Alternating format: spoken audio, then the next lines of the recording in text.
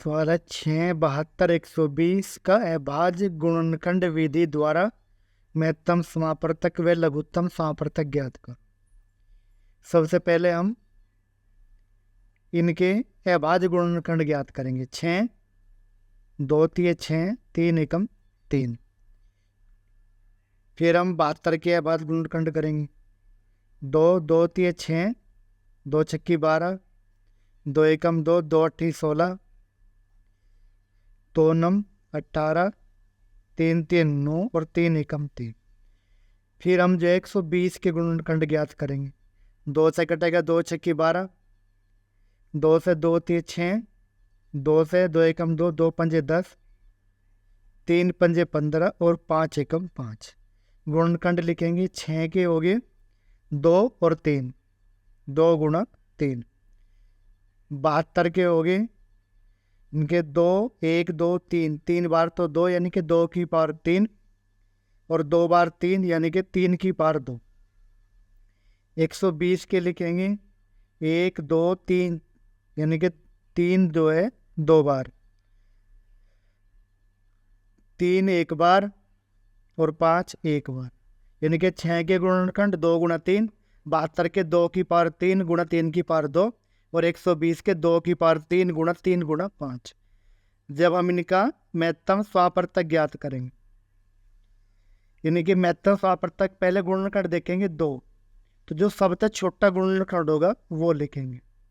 फिर 3 देखेंगे जो तीनों में हो, यानी कि सबसे छोटा गुणनखंड, अगला गुणनखंड है 3, सबसे छोटी घात देखेंगे क्या है 1, तो यानी कि 3 लिखेंगे। 5 केवल 120 में इनमें नहीं है, तो महत्तम समापवर्तक हो गया इनका 6। जब हम इनका लघुत्तम समापवर्तक निकाल लेंगे, फिर इन गुणनखंड को चेक करेंगे और जो सबसे बड़ी घात है 2 की पावर 3 वो लिखेंगे।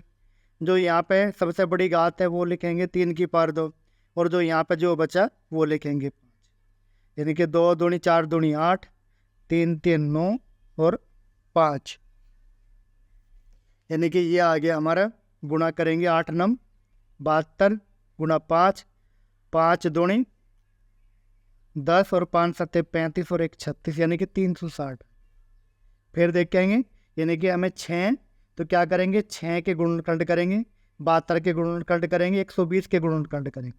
6 के गुणनखंड लिखेंगे, 72 के लिखेंगे, घात के रूप में लिख लेंगे। जैसे 2 3 बार आ रहा 2 की पावर 3, 3 2 बार आ रहा तो 3 की पावर 2, ऐसे 120 को लिखेंगे 2 3 बार आ रहा तो 2 की पावर 3 गुणा 3 गुणा 5, यानी कि जब महत्तम समापवर्तक निकाल लेंगे तो ये देखेंगे जो सबसे छोटी घात है, जैसे 2 की घात 1 इसमें है तो यहाँ पे 2 लिखेंगे, यहाँ पे 3 है तो 3 लिखेंगे और यहाँ पे 5 केवल इसमें है तो नहीं लिखेंगे, तो यानी कि 2 3 6 महत्तम समापवर्तक है।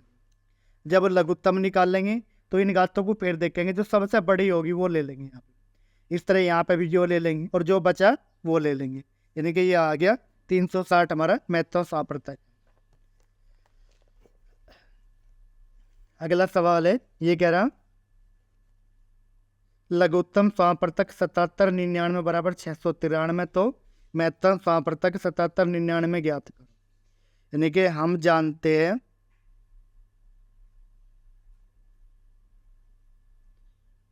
महत्तम समापवर्तक गुणा लघुत्तम समापवर्तक बराबर पदों का गुणनफल, इनके जिन संख्याओं का महत्तम और लघुत्तम दिया हुआ है उनका गुणनफल बराबर महत्तम गुणा लघुत्तम। महत्तम हमें ज्ञात करना, लघुत्तम दिया हुआ है 693 और पदों का गुणनफल, पद हुए पहला 77 दूसरा 99, तो इसलिए महत्तम समापवर्तक इक्वल टू हो गया 77 गुणा 99 बटे के 693। अब इसको डिवाइड करेंगे, देखते हैं क्या आता है। यानी कि 11 से कट के 11 छक्कू 66, 3 11 3 33, 11 सत्ते 77, 7 9 63 और 9 11, यानी कि 11 आ गए, तो इसलिए क्या हो गया महत्तम स्वापर्तक बराबर 11।